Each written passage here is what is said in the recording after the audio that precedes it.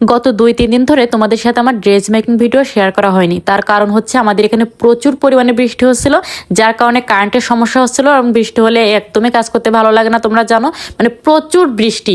তো আজকে ভাবলাম যে 2-3 দিন হয়ে গেল, তো তোমাদের সাথে খুবই সুন্দর একটা রেডি শাড়ি নিয়ে আমি আজকে হাজির হব, যেন তোমাদের মনটা ভরে যায়। তো আজকে ভিডিওটা সম্পূর্ণ দেখতেই হবে। দেখো আমি কি তৈরি করি। তো প্রথমে যে কাপড়টা সিকোয়েন্স দেখালাম ওইটা দিয়ে একটা ব্লাউজ তৈরি হবে, আর এখানে যে কাপড়টা দেখতে পাচ্ছ এক কালার মায়া জর্জেট, এটা দিয়ে হচ্ছে শাড়িটা তৈরি করব। তো দেখো তোমাদের খুবই ভালো লাগবে আজকে শাড়িটা, এত সুন্দর। আর এখানে যে শার্টিং কাপড় যেটা দেখতে পাচ্ছ এটা ফলসের জন্য আমি নিয়ে নিয়েছিলাম।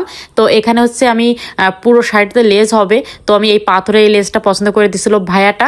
আর এখানে যে লেসটা দেখতে পাচ্ছ এটাও আঁচলে দেওয়ার জন্য, হাতায় দেওয়ার জন্য এটা নিয়েছিলাম। আর এই যে টার্সেলটা এটা হচ্ছে আঁচলে দেওয়ার জন্য আর কি। তো ভাইয়াটা হচ্ছে দেশের বাইরে থাকে, তো আপুর জন্য প্রচুর ড্রেস নেয় আমার এখান থেকে। আপুটা দেশেই থাকে এবং আপুটাও আমার বানানো ড্রেস খুবই পছন্দ করে। তো এই যে আমি টার্সগুলো একে একে বসাই নিয়েছিলাম। দেখো টার্সগুলো বসানোর পরে কিন্তু খুবই সুন্দর লাগছিল আঁচলটা। তো তোমাদের এবার ফাইনাল লুকটা দেখাই দেবো। দেখো মাশাআল্লাহ, প্রথমে ব্লাউজটা দিয়ে শুরু করি।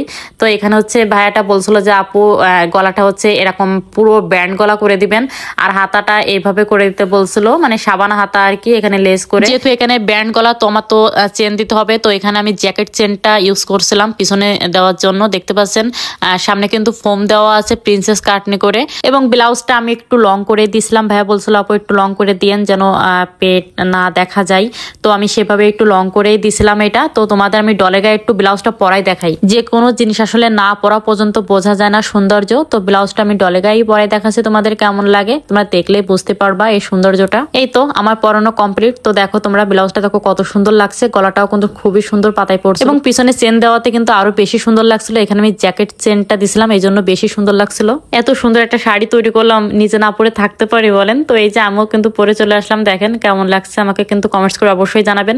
আমার কাছে তো ভীষণ ভালো লাগছিল, আর পাথরগুলো না খুবই সুন্দর লাগছিল, মানে এতটা সুন্দর লাগছিল শাড়িটা, একদম কোনো ঝামেলা ছাড়াই কিন্তু শাড়িটা আমি পরে নিলাম। আর এটা পরার পরে না ভালোই লাগছিল, ব্লাউজ তারপর শাড়িটা আসলে খুবই সুন্দর হয়েছে। তো আজকের এই ড্রেস মেকিং ভিডিও তোমাদের কার কার পছন্দ হয়েছে অবশ্যই কিন্তু কমেন্টস করে জানাবা।